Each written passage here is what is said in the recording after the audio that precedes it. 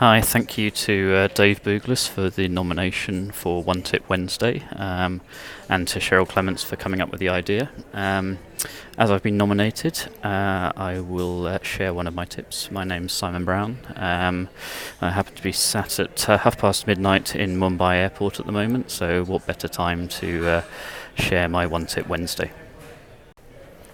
So I'll share with you some thoughts from the day that I spent today, which has been with an inspirational team here in the Mumbai office, and they've this year worked on an initiative of leaders as teachers, and that initiative has created a huge culture of learning across the office here, and that's something that I think can be hugely powerful that maybe others around the world can recreate.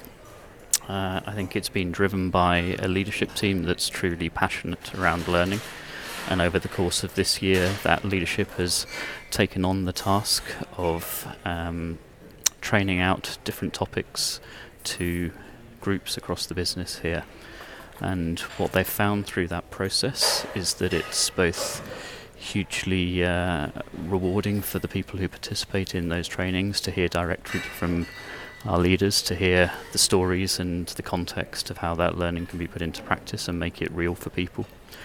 But it's been a two-way journey that the leaders themselves have also taken a huge amount from it in terms of gaining a true understanding of the subject matter. Because in order to teach something, as many of us know, that means one needs to really make sure we have a grasp of the subject area, that we can make the complex simple, and make sure that we have that thorough understanding so that others can learn from us, but also through the discussions that we have with the teams and through the different perspectives that we get from the teams, that there's a huge learning on both sides and huge value that that exercise has created.